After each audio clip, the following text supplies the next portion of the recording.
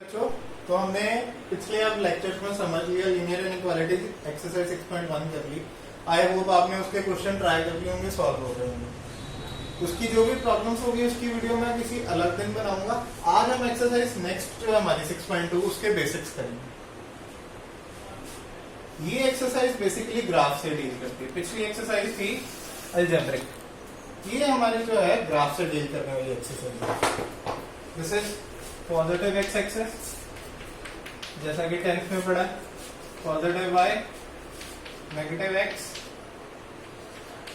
And negative Y. जैसे सब जानते हैं, first quadrant, second quadrant, third quadrant and fourth quadrant. ये हमने 10th में भी पढ़ा। फर्स्ट क्वाड्रेंट में एक्स और वाई दोनों पॉजिटिव, सेकंड क्वाड्रेंट में y positive x negative, third quadrant में x और y दोनों नेगेटिव, फोर्थ क्वाड्रेंट में x पॉजिटिव और y नेगेटिव।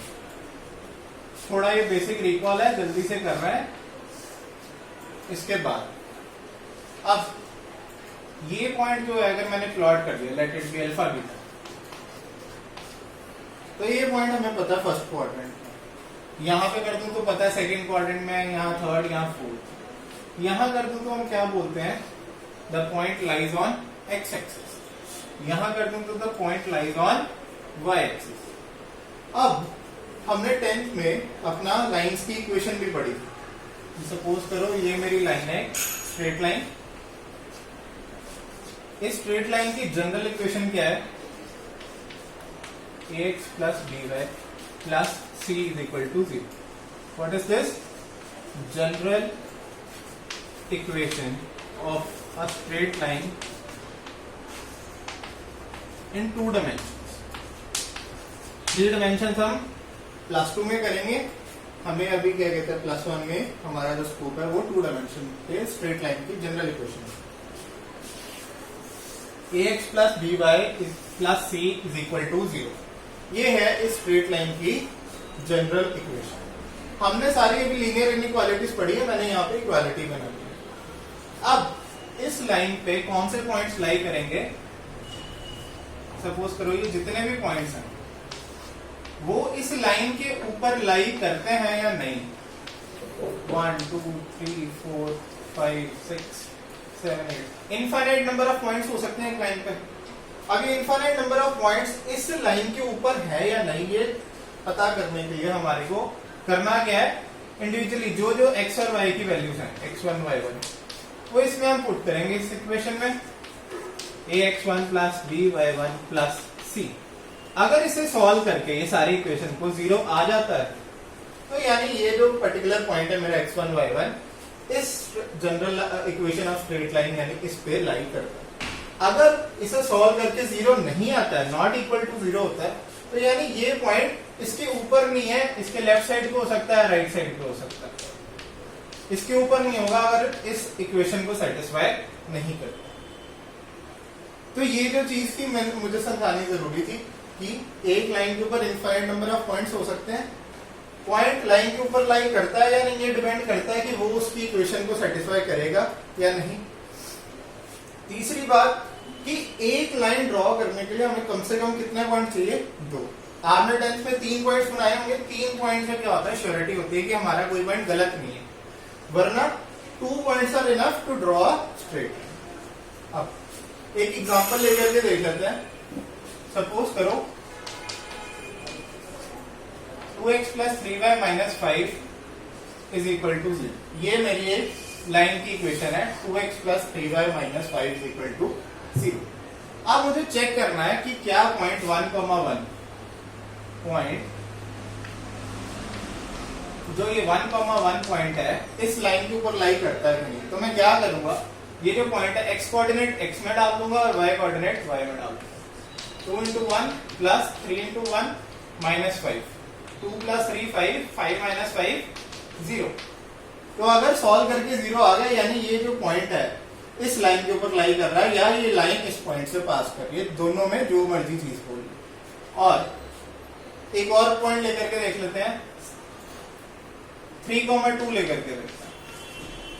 3,2 यानी x को हम डालेंगे 3 और y को डालेंगे 2, ये बन गया 12 माइनस 5 7, 0 नहीं आया, यानी ये पॉइंट इस लाइन के ऊपर लाई नहीं करता। ऐसे हम पता लगा सकते हैं कि कोई पॉइंट लाइन के ऊपर लाई करता है या हमारी लाइन उस पॉइंट से पास कर रही है या नहीं। अब हम बात कर रहे हैं यहाँ पर इनइक्वालिटी। इनइक्वालिटी की जब हम बात कर रहे हैं तो हमें समझना पड़ेगा कि आप इनइक्वालिटी वाली लाइन करती है।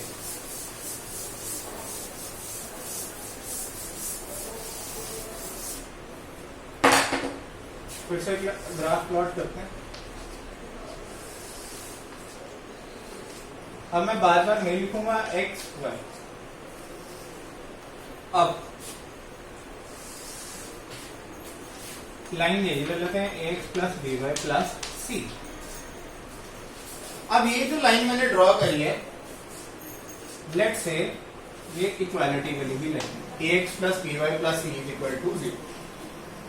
अब हम जैसे देख सकते हैं ये जो लाइन है, अगर मेरा ये पूरा बोर्ड एक 2 डायमेंशन स्पेस है, 2 डायमेंशनल थिंग है, तो ये लाइन तो इनफाइनाइट एंड तक जाएगी ना। तो हम देख रहे हैं इस लाइन ने ये बोर्ड को 2 प्लेन्स में डिवाइड कर दिया, first plane second plane, 2 half में डिवाइड करके। इस हाफ को हम बोल देते हैं अपर हाफ और ये हाफ को बोल देते हैं लोअर हाफ। अब जो ax plus B Y plus C is equal to 0 है, वो है ये लाइन। इसके ऊपर जितने भी पॉइंट्स लाई कर रहे हैं वो सब इस इक्वेशन को सेटिस्फाई करेंगे, ax plus B Y plus C is equal to 0। अब हमारे को करनी है लीनियर इनइक्वालिटी। सपोज करो मैं करता हूं x plus B Y plus C is greater than 0। अब ax plus B Y plus C is equal to 0 की लाइन है ये। अब ग्रेटर देन 0 का मतलब है कि मेरे जो पॉइंट्स इसको सेटिस्फाई करेंगे वो मेरा सॉल्व करके 0 से बड़ा आना चाहिए। जैसे फॉर एग्जांपल मान लो मैंने यहाँ पे अल्फा बीटा पुट किया, I have put alpha beta here. तो अब मैं x और y की जगह क्या डाल दूंगा, अल्फा और बीटा। अब जब मैं ये चीज को सॉल्व किया और मेरी एंड वैल्यू पॉजिटिव आ गई, सम पॉजिटिव नंबर, चाहे 1 हो 1.1 हो कुछ भी हो, एनी पॉजिटिव नंबर, तो इसका अलावा कोई भी पॉजिटिव नंबर ग्रेटर देन 0 होता है। अगर अल्फा बीटा ने मेरी इस इक्वेशन को सेटिस्फाई कर दिया, कोई पॉजिटिव नंबर आ गया यानी जो कि 0 से बड़ा है, तो इसका मतलब जो मेरा 2 हिस्सों में डिवाइड हुआ है ये प्लेन, तो मुझे वो कौन सा प्लेन लेना है जहां पर ये अल्फा बीटा है। जिस हाफ प्लेन में ये अल्फा बीटा मेरा पॉइंट है, वो वाला हाफ प्लेन मेरा क्या होगा, सोल्यूशन रीजन। जैसे इस केस में ऊपर, ये हो गया केस 1। सपोज करो ये अल्फा बीटा डाल के मेरा ये a alpha plus b beta plus c करके एक नेगेटिव नंबर आ गया, there comes a negative number. अब negative number is not greater than 0, तो इसका मतलब अब जो मेरा सोल्यूशन रीजन है वो क्या होगा, अवे होगा, away from the half plane, away from the plane containing that point alpha beta, क्योंकि उसने मेरी इस इक्वेशन को सेटिस्फाई नहीं किया। Negative number is not greater than 0, यानी a alpha plus b beta plus c is less than 0। इसका मतलब अल्फा बीटा हमारे को तो वो पॉइंट चाहिए जो ग्रेटर देन 0 प्रूव करे इसको, यानी हमारा जो हाफ प्लेन है, जो सोल्यूशन रीजन है, वो कौन सा होगा, it will be away from this point, उस हाफ प्लेन में होगा जहां पर ये अल्फा बीटा नहीं है। तो जो फर्स्ट केस था उसमें अगर मुझे लिखना होता, फर्स्ट केस में अगर मैं सोल्यूशन लिखूं, सपोज करो अल्फा बीटा पॉइंट डालने पे मेरा पॉजिटिव नंबर आ गया, तो मैं आंसर क्या लिखूंगा, feasible region is the half plane, is the half plane containing point alpha beta. ये कौन सा केस है, फर्स्ट केस है, जब मेरा अल्फा बीटा डालने पे ये इक्वेशन सेटिस्फाई होगी। और अगर अल्फा बीटा डालने पे मेरी ये इक्वेशन सेटिस्फाई नहीं होती, सेकंड केस होता, तो मैं क्या लिखता, feasible region is the half plane not containing the point alpha, क्योंकि अल्फा बीटा एक ही हाफ प्लेन में हो सकता है, या इस हाफ में या इस हाफ में। अब ये अल्फा बीटा पॉइंट अगर इस लाइन के ऊपर लाई कर रहा है तो हमें ये पॉइंट नहीं डालना, हमें वो पॉइंट डालना है जो इस लाइन के या तो अपर हाफ में है या लोअर हाफ में, या राइट में है या लेफ्ट में। इसके ऊपर अगर कोई पॉइंट है तो वो हमें नहीं डालना। तो इसके साथ ये बेसिक थोड़ा सा खत्म हुआ, नेक्स्ट वीडियो में हम इसके आगे कंटिन्यू करेंगे।